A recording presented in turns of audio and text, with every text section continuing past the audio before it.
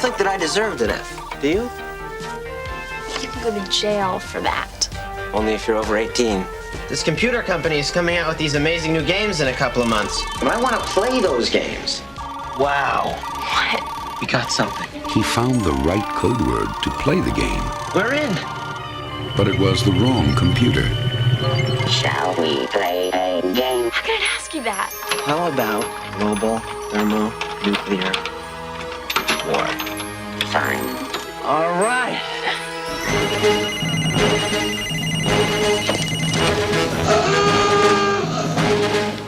What the hell? They're trajectory headings for multiple impact re-entry vehicles. How's that mean? I don't know, but it's great. All stations, this is Crystal Palace. I wonder if I should use my subs. 22 Typhoon-class submarines departing Petropavlovsk. Palace. I wonder if I should use my subs. 22 Typhoon-class submarines departing Petropavlovsk. What in the hell's happening here? Oh my God. Shall we play? I have 7, correction, 8. That's 8 Redbirds. Get on the sack. Tell them to flush the bombers. Russians are still denying everything, sir. Who are you working with? Nobody. Why don't I believe you?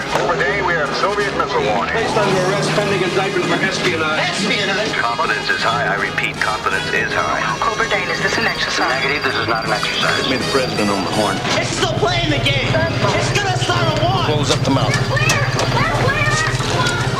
Is this a game or is it real? War games. Playing soon.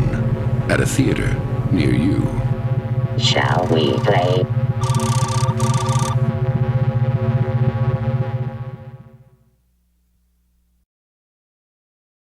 However, as I stood there looking out over the Isle of Anglesey from the Eagle Tower, it's the tallest tower of the Carnarvon Castle, all of a sudden, looking out across toward over the Irish Sea, the tip of the Irish Sea into the North Sea, I was caught up into the heavens and looking down on the earth like a globe.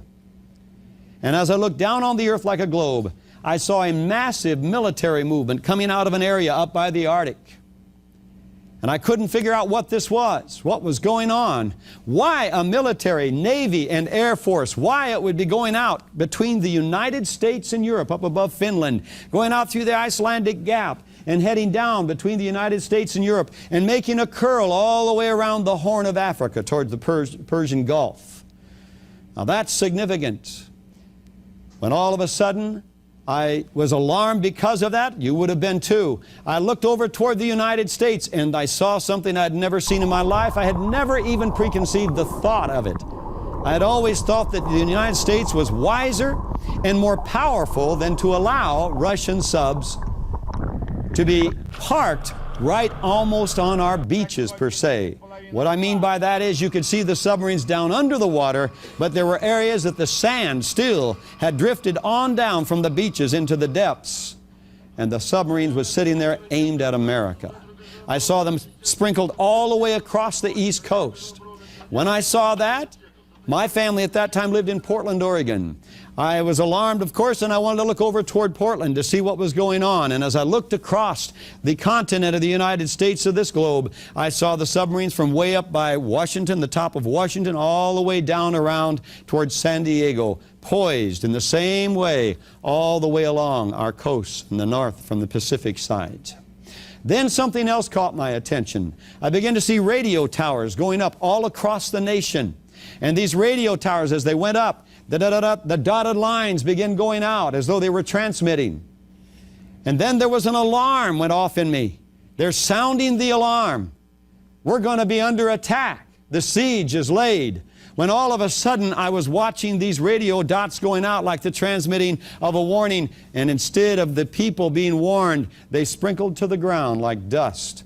And an alarm went off in me, and I cried out in the heavens, and I said, "Oh God, they won't even know what hit them."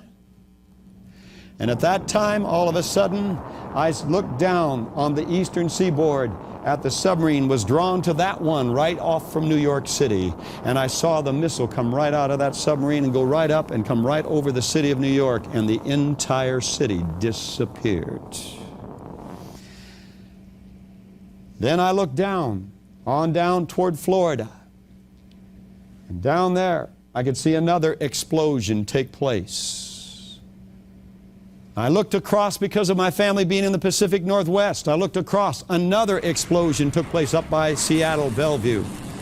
And then another one down by San Francisco. And another one down toward Los Angeles, and another one toward San Diego. And there I stood in shock as I was watching these explosions take place and these cities literally disappearing from off the face of the earth. The next instant, I was standing back down on the Eagle Tower, and I found myself looking down in the village. There was no alarm going off. The cars were going the normal speed. People were walking. I looked out over the bay where there were some British ships, warships, and I watched them and studied them for a few seconds. There was no alarm there.